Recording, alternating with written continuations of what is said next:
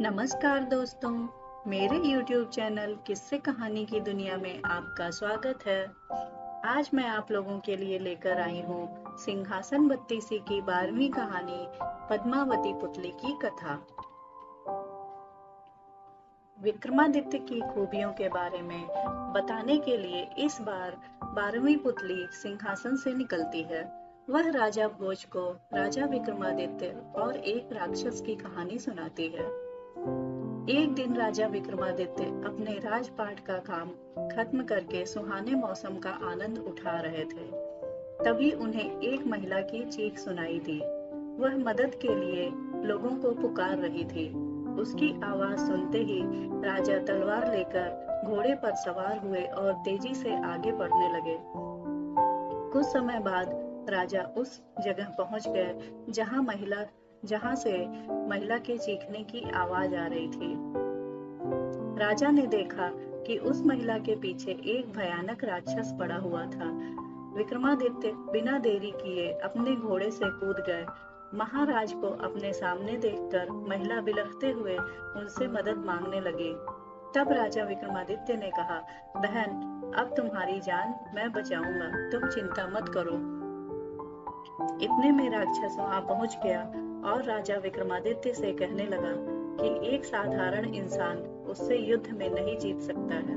फिर जोर जोर से हंसते हुए राक्षस बोला कि मैं पल भर में तुम्हें मार सकता हूँ। इतना कहते ही राक्षस तुरंत महाराज पर हमला करने के लिए आगे बढ़ता है।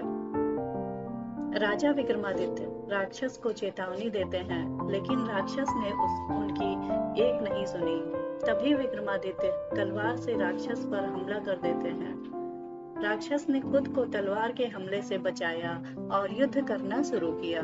महाराज विक्रमादित्य काफी चतुर थे, इसीलिए उन्होंने पहले राक्षस को थकाया, उसके बाद राक्षस का सिर काट दिया। सिर कटने के बाद राजा को लगा कि राक्षस मर गया, लेकिन तभी उनके शरीर पर दोबारा कटा हुआ सिर जुड़ गया। साथ ही जहां उस राक्षस का रक्त गिरा था, वहां से दूसरा राक्षस पैदा हो गया। यह देखकर राजा विक्रमादित्य हैरान हो गए। फिर दोनों राक्षसों ने महाराज से लड़ाई करना शुरू कर दिया। सबसे पहले रक्त से जन्मा हुआ राक्षस राजा पर हमला करता है। राजा चतुराई से उसके प्रहार से बचते हुए अपनी तलवार से उसके दोनों हाथ और पैर काट देते हैं। अपने साथी राक्षस को दर्द से तड़पता हुआ देखकर दूसरा राक्षस उसे लेकर वहां से भाग जाता है। राजा के पास उस दूसरे राक्षस पर हमला करने का मौका था, लेकिन राजा ने सोचा पीठ दिखाकर भागते हुए राक्षस पर हमला नहीं किया जाना चाहिए। इसके बाद राजा सीधे उस महिला के पास चले गए। विक्रमादित्य ने उससे कहा, राक्षस डर कर भाग गया है, तुम मेरे साथ चलो, मैं तुम्हें तुम्हारे माता पिता के पास पहुंचा दूंगा। तभी वह महिला कहती है, अभी खतरा टला नहीं है, क्योंकि राक्षस मरा नहीं, सिर्फ भागा है, वो दोबारा से आएगा। उसकी बातें सुनकर राजा ने उसका नाम पूछा। महिला बताती है, वह सिंघुल द्वीप में रहने वाले एक ब्राह्मण की बेटी है। एक दिन वो तालाब में अपनी सहेलियों के साथ नहाने गई थी। उसी दिन इस राक्षस की नजर मुझ पर पड़ी और वो मुझे उठाकर यहाँ अपने साथ ले आया। वह मुझसे शादी करना चाहता है, लेकिन मुझे उस राक्षस की पत्नी नहीं बनना। यह सुनकर राजा उस ब्राह्मण पुत्री से कहते हैं, मैं उस राक्षस को मारकर तुम्हें उससे आजाद करा दूंगा। फिर विक्रमादित्य ने उस राक्षस के बारे में पूछा कि वो दोबारा जिंदा कैसे हो रहा है। तब उस महिला ने बताया, राक्षस के पेट में एक मोहिनी रहती है, जो तुरंत उसके मुंह में अमृत डाल देती है, इसीलिए वह दोबारा जीवित हो जाता है। लेकिन वह रक्त से जन्मे दूसरे राक्षस को अमृत नहीं दे सकती, इसीलिए उसके रक्त से जन्मा राक्षस दर्द से तड़प रहा था। फिर राजा ने स्त्री से मोहिनी के संबंध में पूछा, लेकिन ब्राह्मण पुत्री को उसके बारे में कुछ मालूम नहीं था।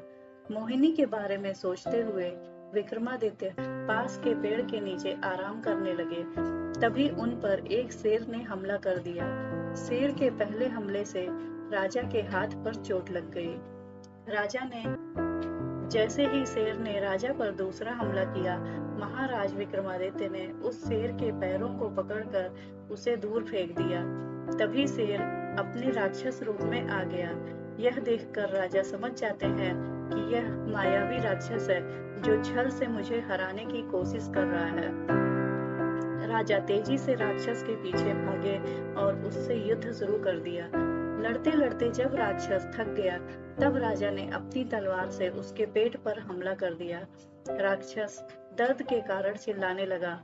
इसके बाद विक्रमादित्य ने उसके पेट को तलवार से काट दिया। पेट के फटते ही मोहिनी उससे बाहर निकलती है और अमृत लाने के लिए भागने लगती है। इसे देखकर विक्रम अपने बेतालों को बुलाकर मोहिनी को पकड़ने का आदेश देते हैं। काफी देर तक अमृत न मिलने की वजह से राक्षस तड़प कर मर जाता है। फिर महाराज विक्रमादित्य उस मोहिनी से पूछते हैं कि तुम कौन हो? मोहिनी बताती है वह भगवान शिव की एक भक्त है जिसे उसकी गलती की वजह से राक्षस की सेवा करनी पड़ रही है। अब वह श्राप मुक्त हो गई है। इतना सुनते ही राजा अपने साथ मोहिनी और उस ब्राह्मण पुत्री को महल लेकर आते हैं। महिला के माता पिता का पता लगाकर महाराज उसे उसके घर सकुशल पहुंचा देते हैं। उसके बाद राजा मोहिनी से शादी करके खुशी खुशी अपने महल में रहने लगते हैं। यह कहानी सुनाने के बाद 12वीं पुतली राजा भोज से पूछती है कि क्या आप में है राजा विक्रमादित्य जैसे गुण, और फिर वहां से उड़ जाती है। दोस्तों, इस कहानी से हमें यह सीख मिलती है कि लोगों की मदद करने से बड़ा कोई धर्म नहीं होता है और किसी तरह का काम मुश्किल नहीं होता, बस थोड़ा सोच विचार कर कदम उठाना पड़ता है। दोस्तों, मुझे उम्मीद है मेरी कहानी आपको पसंद आ रही है, तो एक लाइक और सब्सक्राइब अवश्य करिएगा और आगे भी मैं आप लोगों के लिए इसी तरह और भी रोचक रोचक कहानियां लाती रहूंगी। और हाँ, इस बेल आइकन और हाँ, इन कहानियों के अपडेट के लिए बेल आइकन प्रेस करना मत भूलिएगा। धन्यवाद।